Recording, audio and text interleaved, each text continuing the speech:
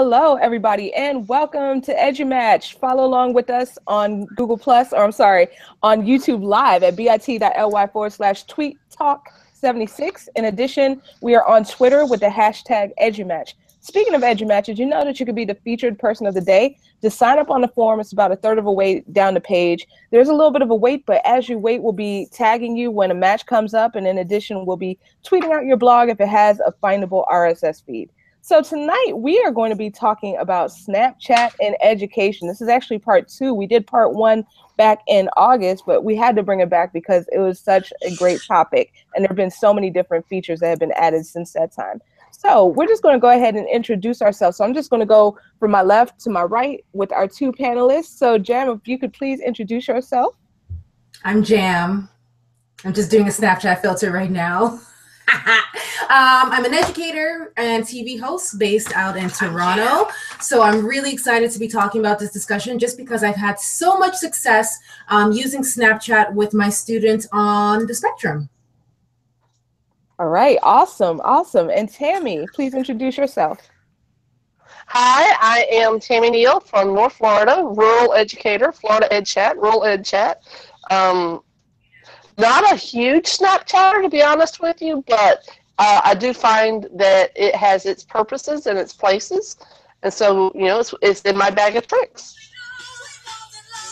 All right, awesome, awesome. That is fantastic. So welcome back to both of you. Both of you have been on Tweet and Talk before many, many times. So it's great to have you both back. All right, so awesome. We're going to start with the very first question of this evening. So first of all, what is Snapchat and how do you use it? So we'll start with Jan. Okay, so Snapchat is a social media app. It's another way to connect with people, to find out what people are doing during their day, what they're having for lunch, and how much fun their lives are compared to yours. Okay, let's just be honest about that. But unfortunately, with every social media app, there's some negativity that comes with it. So whether people are using it inappropriately or people who don't use social media are viewing Snapchat as a ego that you're only taking selfies of yourselves. I like to use social media for the good. And I've been using it for my students, and I've found a lot of academic benefits to it, but also being a media personality and a community figure, when I go to events and I'm connecting with people, it's a great way for people to see another side to me and for me to maintain connections with my followers. I really hate saying that, but followers. Absolutely, absolutely. So you use it in many different ways. Oh, so, yes. Yep, that's great. That's great. And how about you, Tammy? How do you use Snapchat? I use it more as a creation tool. So we use the Snap Stories and teach the kids how that they can take, you know, pictures of their projects along and along to tell their story and create video. We also used it this past year at Ed Camp Branford. We have a whole Snap Story video. We gave the device to a student and said, hey, you're the Snapchat reporter, and go to town. And they did. And so we got to see the story of our Ed Camp from our student participants. So that was really cool.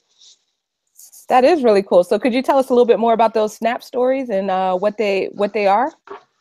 Well, a Snap Story is a collection of snaps or pictures or video that are taken within a 24-hour period. So the last 24 hours can be downloaded into a movie file, and it just animates your life. That's what it does. It's your life in a little short little video. And it, you know, for students where creation and creating long videos, I find a lot of times kids get very drawn into the detail. You know, I want to make sure that my title looks like this, and I want to make sure I use that graphic or that filter, and they get so wrapped up into that using a Snap Story for a video production really takes some of that out of it and just says, okay, here are the pictures I want to use.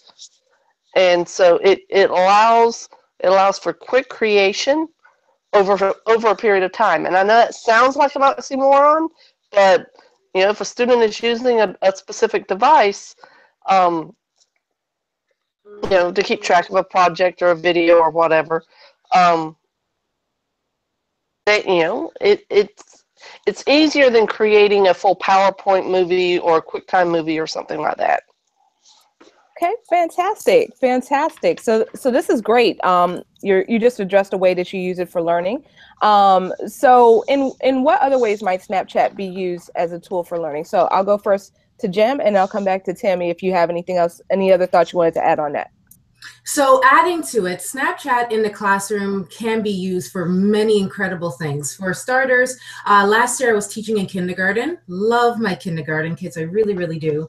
And for some of my students who struggle with imaginative play and kind of coming up with stories or role playing, we use the Snapchat filters as a way of them pretending to be a character and then adding little blurbs at the bottom, and then turning into a Snap story. So they will be the dog, and they'll be like, I'm a dog licking a ball. And then we put all that together, make a little movie, and then they watch it again. So it was really rewarding for them because, one, they look in the mirror and see that they didn't have anything on their faces and they didn't have any costumes on, but then they went into this little world. And working with my students who have autism, for some of those students who struggle with language, struggle with imaginative play, struggle with expression and role playing and seeing things in the gray area, because Snapchat is very gray. It's not black and white. It's very gray. So for them to get to do that and practice it at their own pace, it was a really rewarding experience for them to get out of their shell, so to say, and to get out there and do something that is socially acceptable amongst all their peers. Absolutely. So do you think that this would also have implications for maybe ESOL students as well? Oh my goodness, yes, because it's motivating. It's motivating. You are a dog. You are a fish underwater. Who is not motivated by that? Like, and the students I work with are primarily nonverbal. So to have this filter, I'm drawing so much language out of them because they request the Snapchat. And I'm like, well, you have to use your words, right? And until they give me some type of language, even if they say for Snapchat, I'm taking that. So I'm building language, I'm building motivation, and this is a resource that is 100% free. And all my educators out there, you know what our budgets are like. Like, it's free. Yes, we know about that all too well. Free. It's great. Yes, free is awesome. So Tammy, how about you? Do you have anything to add in terms of ways to use it instructionally? Well, you know, like I said, I keep going back to the creation side of it and creating those Snap stories. But, you know, Jam, I'm just and they're energized by your energy tonight. I just, you know, you're making me think how else I use it in my classroom. So you're getting me on top of it. I love that. I love it. So speaking of these tools that students can use to potentially connect, and how do we prepare them in terms of embedding digital citizenship into our instruction prior to, you know, maybe using some of these tools, or maybe simultaneously while using these tools? I'll jump in on that. With any type of app, anything that goes on the internet and can be seen by anybody, the first thing we need to teach our students, regardless of their age, whether they're in kindergarten or they're in high school, is the value of self-respect and being careful about what you put on the internet and that anybody could see it. That is top. So even with my students, first of all, I ask them for their permission. Okay, first of all, do you want to be on my Snapchat? Do you want to do this filter? Because if you're not comfortable with this, I'm not going to let you use an app for my enjoyment and you're uncomfortable with this. So first off, making sure my students are comfortable and their parents are comfortable with it. And two, reminding them how to use it appropriately. You could be funny without being inappropriate. You could be smart and connect with other people without offending somebody. And there's ways you can do that. And for some of the students, they need to see us do it. So when I'm doing Snapchat, I'm not doing duck face. I'm not doing something like, ooh, look at me, I'm so cute. I'm doing something funny. I'm like, wow, I'm an animal looking through the forest. Or, whoa, I'm doing a filter where I look like the president today. Look at me making good choices. When I show my students the proper behavior that I want them to model, that is the starting point. But first and foremost is making sure they realize that anything they put on the internet out there could be misinterpreted by anybody. So valuing yourself before likes, okay? Likes are not everything. Make sure you see value in what you're putting out there. Make sure you're proud of it. And if it's going to bring shame to your parents, don't do it. Okay? Even at 29 years old, my mom will take me down if I put something out there to embarrass her. So I try to tell my students, think of your families as well when you're putting anything out there on social media. Absolutely. Definitely having that self-respect first and foremost. Yes. Yes, absolutely. Yeah. That's I am just a tad bit older than you, Jan, but my mom would still take me down. But you're so true. You're so true. We have to, it goes back to, it's not the tool. Even when we talk about our roles on, I call it my digital legacy. I don't use tattoo. I don't use footprint. Those to me feel very transient and changeable. So I use the digital legacy. What do you want your children to see? Are you going to be proud of that? Because it's not just about your mama seeing it. It's about you one day being the mom or the dad or the guardian, whatever the gender term is fine. And are you going to be proud of your children seeing that, your grandchildren seeing that? Because we are in one, our kids are some of the first generation that's going to have their entire lives available on Ancestry.com one day. That is so true. Absolutely. There are things that I did when I was a teenager that I am so grateful there wasn't a Snapchat to record. But some of these kids, it's going to be out there, and it's going to be out there forever. And, also teaching them about the fact that even if it is a free app, what's happening to the data?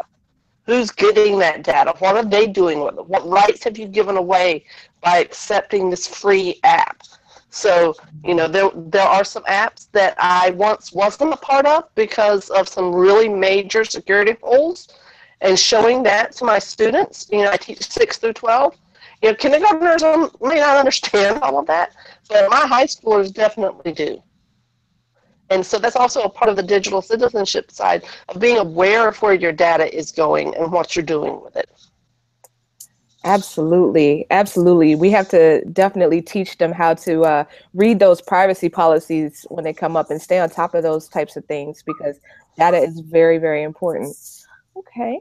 Very rich conversation thus far. So have one more question for the both of you about just one more. I know it just flies by when we're having fun, right? But the last question is, how can educators find other educators that are using Snapchat and connect with them to maybe grow their PLN or communicate in a different way with their PLN members? Well, I happen to know, because I come across it during my school day, there is actually a Snapchat. It's called Chat Snaps, I think it is. It's backwards.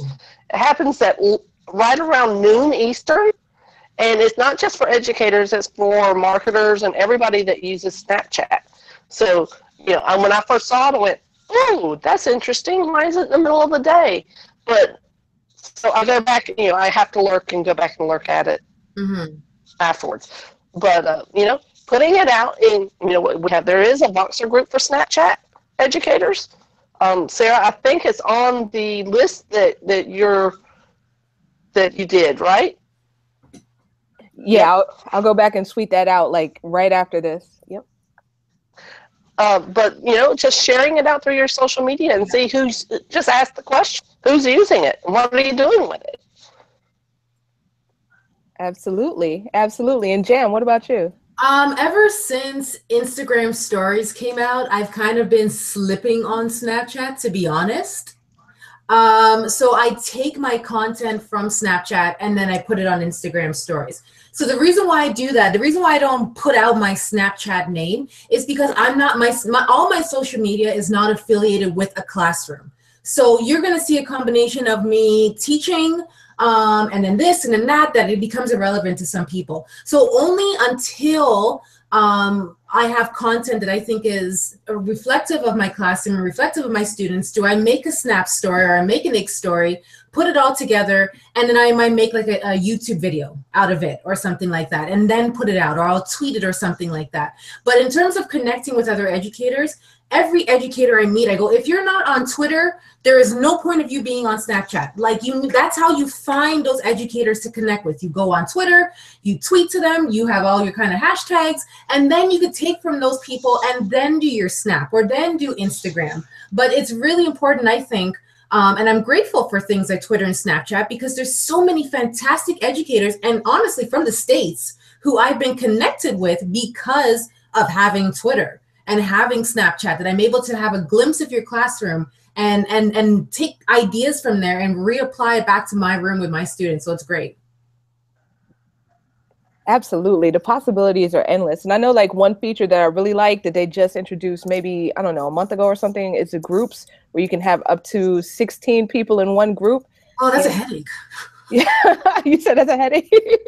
Well, I mean, depending on what it's used for, like I'm in about maybe 3 or 4 of them, and they're pretty cool. Like people just kind of take snaps of their day and share resources and stuff like that. So I'm really digging that. But just like both of you said, you know, when on the other forms of social media that you're on, and you can generally find others that are on like Snapchat and Instagram and things of that nature. So that is. Can I just say one last point before we go? Please do. We're in this day and age of everything is tech, right? And apps. And we'll have talks like this, so we'll be at conferences and we're telling people, you know, get your PLN growing, get on Twitter, get on Snapchat. This is the time. This is what everyone's doing. If you're not comfortable with it, don't do it. Okay? Don't do it. Like, let me just say, if this is not your thing, don't do it, and don't fall for peer pressure. If we encourage our students not to fall for peer pressure, we as educators and professionals don't have to fall for peer pressure. There are certain things that it's just not me. I'm not going to do that. I'm not going to show that of my classroom. I'm not going to show that of my students because it's not reflective of my brand or my visions. But if you're more of the old school person who likes to keep it in the classroom and take pictures, go on with your bad self, take your pictures, do what you got to do, but be comfortable with how you're demonstrating what's happening in your classroom, and do not feel that you have to jump on Snapchat and those things if it's not your thing. Say no to peer pressure. Yep, you're right, Jam. It might just be that a bulletin board full of pictures of your students may be the thing that gets them going, and let them take the pictures of it. Story. So it doesn't have to be you the whole time. So if you're you got to be who you are. You got to roll with who you really are at the bottom level. And that goes right back to that digital citizenship stuff that we were talking about. You know, helping our students realize that it's okay not to be on Snapchat or not to be on Instagram or Facebook or Kik or any of those other crazy ones that come up at any time of the day or night, you know, because there's always something new that's there for a week and it's gone. Something new's coming out tomorrow. Just wait for it. Yeah. And the ones that fit you, roll with it, because it'll last if it fits other people as well. Absolutely. Yeah, y'all are speaking so much truth right now, because I know that for me, I like to get my hand in like every single pot, but for a while I just had to kind of tone it down, and I was just on Twitter, Voxer, and occasionally Facebook. And it's just like recently that I've started like adding different things back in. So yeah, absolutely. I'll never let go of Twitter. Never will I let go. Oh yes. Twitter is no. Yeah, Twitter, Voxer, Facebook, that order. Just saying. I hear you. So everybody has their own system, and just working that system, but definitely staying within, like not falling to peer pressure. I love that. So educator peer pressure. It's a real thing. Absolutely. Yeah, and putting the phone down every once in a while and realizing it is okay to just be in the moment. You don't actually have to document every single activity that happens in your life. Absolutely. Absolutely. You can actually have a memory without a digital component to it. That's okay. That's cool. That is very true. I know. I mean, that's too funny, but I definitely want to thank you both for coming on tonight and sharing your perspective and your expertise. You all rock. Like, seriously, thank you so much, Tammy. Thank you so much for having this platform. So thank you for inviting us. Yes. Oh, thank you. You all y'all brought the heat tonight, and thank you to our viewers. I'm seeing the number in the bottom corner, so that's excellent. Thank you all for joining us. Thank you to everyone on Twitter who is interacting with interacting with us there. So the Twitter chat will be put out in about 8 minutes. Just let me jump on and grab a couple more links and throw them out there. And this will be available as an iTunes podcast in the coming weeks. So come back next week. We're going to be talking special education strategies, and Jam will be coming back. Yay! Very excited. And anyone else who wants to join us too, who has an interest in the topic, you can just sign up at tinyurl.com/EduMatch sign up. So definitely wanted to remind everyone that you can subscribe to our podcast at bit.ly/EduMatch podcast. And with that, everybody have a great evening and a great week, and happy Super Bowl Sunday. See you guys next week. Bye. Bye. Bye.